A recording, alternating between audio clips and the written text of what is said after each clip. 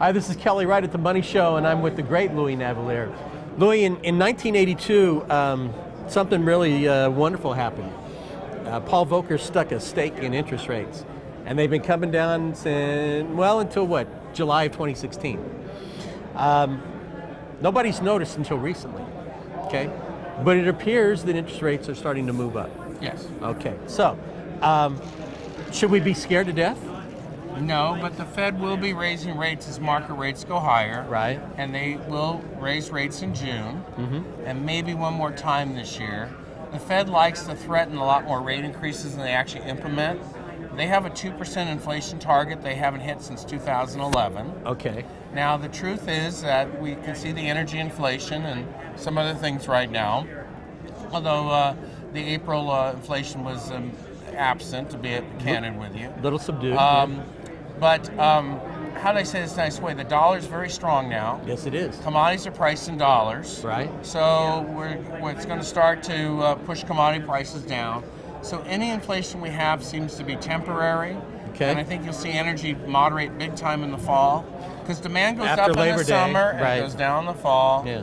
You know, you've got the threat against sanctions against Iran. You got Venezuela's a mess. And but fortunately, we're the biggest oil producer in the world and getting bigger. So we're going to have us an election in November, the midterms. Yes. Okay. If you're a betting man, does the House flip? And if it does, what's that mean for the Trump agenda going forward? Well, first of all, no one ever seems to vote in the midterms. Okay. This is true. So it's really going to be the more serious people voting. Okay. The passionate So ones. that naturally favors Republicans. The Senate definitely favors Republicans because there's a lot of seats up.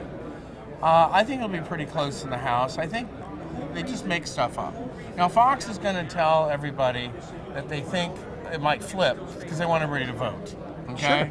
And the other side's going to say we're going to win, which means they're not going to vote. Okay. And we saw what happened when they said Hillary was a shoo-in, and Absolutely. no one decided to vote. Okay. Right. I still remember they had a fancy concert in Philadelphia, Katy Perry and a bunch of people, and I guess they were all hungover the next day, you know, and they didn't vote. So I think it's going to be, I think a lot of stuff is made up. I think the main thing is when we put you on mainstream media, you have to start making things up. Okay. Is that, well... And that way you can talk about something every day. But I'm not that creative. Okay. Well, you can take a hallucinogenic something or other to, imagine things, you know. But I mean, listen, President Trump's popularity is up. A lot of people don't think what they've done to him is right. Okay.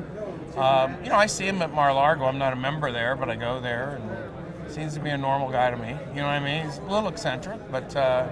He's getting stuff done. He's very odd because he wants to fulfill his promises. Do you know what I mean? I know. You can't count on people anymore. You know. It's. I think it's. The bottom line is, he's unconventional, but he's effective. So he gets stuff done. So I think, and the tax cuts were great. We just created the best earnings environment I'll see in my lifetime. Yeah. And earnings will be good every quarter this year. So I think it's just time to cheer up. And it's not good to be negative all the time. Sure. It's not healthy. Sure. I could do this all day long and twice on Sundays. I'm with Louis Navellier. I'm Kelly Wright at the Money Show. Thanks for joining us.